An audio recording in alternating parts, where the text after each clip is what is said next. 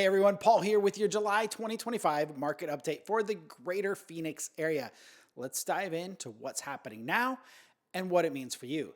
We are continuing to see a cooling in the number of closed sales across Maricopa County.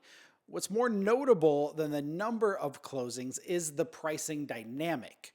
The overall median sales price in the county rose to $485,000, which is up 2.1% from the previous month, up 5.2 from April. But new home prices jumped to $520, while resale hit $471, $514. That's uptick in the new home prices. It's being supported by aggressive builder incentives, particularly interest rate buydowns, which are helping more buyers get in the door even if the list price is higher.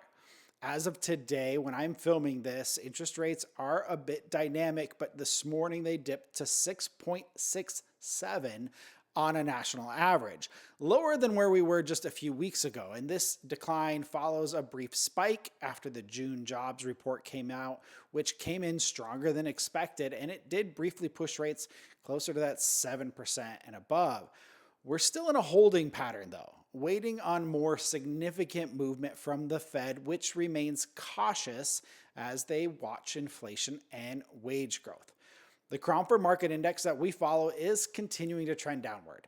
Currently, there are only 3 cities in the valley that are technically in a seller's market territory, but 2 of them are just barely holding on. We have 8 cities that are considered balanced and 6 leaning into the buyer's market territory.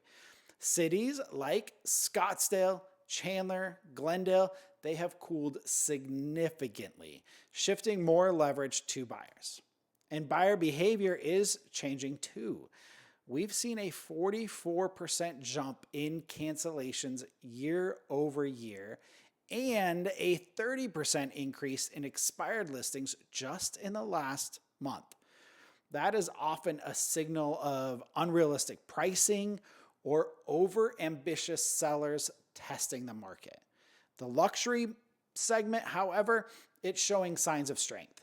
Contracts on homes over $1 million have surged 32% over the last month, but it's likely boosted by gains in stock portfolios, crypto accounts, those sorts of things. That boost at the top, however, is not reflecting across the full market. In fact, most mid-range and entry-level prices are flat or declining slightly. Inventory is stable, but demand is soft. According to Redfin, we now have 34% more sellers than buyers, which is the widest gap in over a decade.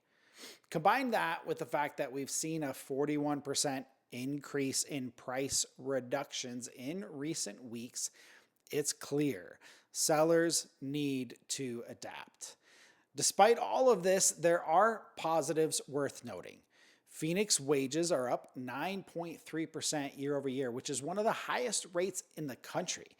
Local inflation is down to just 0.3%, showing continued cooling.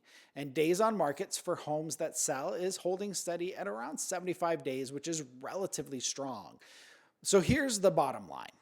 If you're thinking about selling, it is still possible to win, but pricing and presentation and strategy are critical.